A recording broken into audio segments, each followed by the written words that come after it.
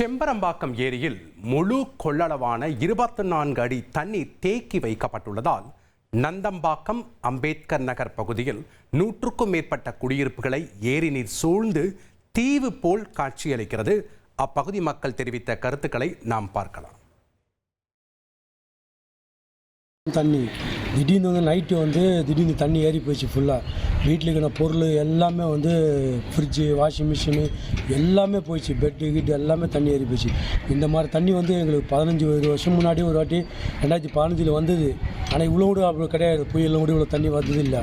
இது தண்ணி 24 அடி தேக்கி நிற்கினால தான் இவ்வளோ தண்ணி எங்களுக்கு பாதிப்பு இந்த வீடுங்கள்லாம் பாதிப்பட்டுருக்கு. எல்லார் வீடும் செப்டி டேங்கி ஃபுல்லாக நிறைஞ்சி போச்சு. அந்த செப்டி டேங்கி தண்ணி எல்லாமே இதில் கலந்தது. எல்லாமே மக்கள் நோயில் இருக்காங்க. எல்லாமே வயசானவங்க, குழந்தை குட்டிங்க எல்லாமே இருக்காங்க. உள்ளே நிறைய பேர் பாதிப்படுறாங்க. இந்த தண்ணி தயவு செஞ்சு இந்த தண்ணி கொஞ்சம் திறந்து விட்டால் மக்கள் கொஞ்சம் இதாகும். நீங்கள் எப்போ இடிக்க போகிறேன்னா அது எங்களுக்கு நீங்கள் என்ன வீடு கட்டித்தரேன்னு சொல்கிறேன். நீங்கள் ஃபார்மெல்லாம் எழுதிட்டு போயிருக்கீங்க எல்லாமே. நாங்கள் அதுக்கெல்லாம் ஒத்துழைக்க நாங்கள் ஏரியில் அந்த தண்ணியில் இருக்கோன்னு எங்களுக்கு இல்லை எங்களுக்கு வீடு கொடுத்தா நாங்கள் வீடுக்கு நாங்கள் போய்டுவோம். நாங்கள் எவ்வளோ சீக்கிரமே எங்களுக்கு வீடு கட்டி கொடுத்தா நாங்கள் போய்டுவோம். நாங்கள் நீங்கள் தயவு செஞ்சு நீங்கள் இந்த தண்ணி கொஞ்சம் குறைஞ்சி கொடுங்க. மக்கள்லாம் ரொம்ப கஷ்டப்படுறாங்க. வீடு இல்லாத வாழ்றது எல்லாமே பள்ளிவாசல் தான் தங்கிட்டு இருக்கு. தண்ணி திடீர்னு நைட்டு திடீர்னு தண்ணி ஏறி போச்சு. காஞ்சிபுரம் செம்பரம்பாக்கம் ஏரியில் முழு கொள்ளளவான 24 அடி தண்ணீர் தேக்கி வைக்கப்பட்டுள்ளதால் நந்தம்பாக்கம் அம்பேத்கர் நகர் பகுதியில் 100க்கும் மேற்பட்ட குடியிருப்புகளை ஏரி நீர் சூழ்ந்து தீவு போல் காட்சியளிக்கிறது. அப்பகுதி மக்கள் முன்வைத்த கோரிக்கைகளை நாம் பார்த்தோம்.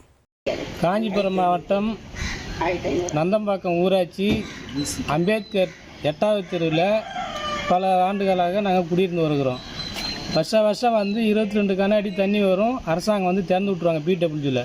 இந்த வருஷம் 25 கன அடி தண்ணி வந்துக்குது. பொதுமக்கள் வீடு எல்லாமே தண்ணி உள்ளே பூந்து போயிட்டு வாழ்வாதாரம் இல்லாமல் நாங்கள்லாம் வெளியில் போயிட்டோம். இப்போது ஒரு மாதத்துக்கு முன்னாடி பிடபிள்யூ கணக்கு எடுத்தாங்க. உங்களுக்கு மாற்று இடம் தரம்பா, வீடு தரம்பா அப்படின்னு சொல்லியிருந்தாங்க. அதை சொல்லிட்டு போயிட்டாங்க. அதுக்குள்ளே தண்ணி வீடு ஃபுல்லாகி போச்சு.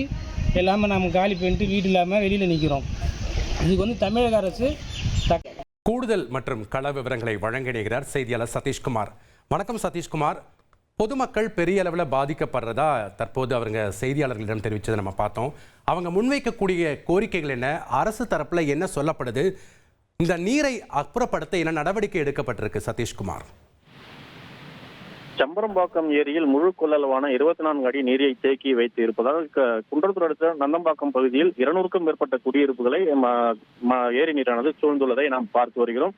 குறிப்பாக குன்றத்தூர் அடுத்த நந்தம்பாக்கம் ஊராட்சிக்குட்பட்ட அம்பேத்கர் நகர் பகுதியில் 200க்கும் மேற்பட்ட குடியிருப்புகள் உள்ளது. செம்பரம்பாக்கம் ஏரிக்கரையை ஒட்டி அமைந்துள்ள இந்த குடியிருப்புகள் பல ஆண்டுகளாக இங்கு வசித்து வருவதாகவும் தற்போது வழக்கத்தை விட அதிகமாக செம்பரம்பாக்கம் ஏரியில் முழு கொள்ளளவான 24 அடி நீரை தேக்கி வைத்திருப்பதால் தற்போது இந்த ஏரியின் இந்த பகுதியில் கரைகள் இல்லாத காரணத்தால் குடியிருப்பு பகுதிகளை முற்றிலுமாக ஏரி நீரானது சூழ்ந்து அந்த பகுதி முழுவதுமே தனி தீவு போல் காட்சி அளித்து வருகிறது.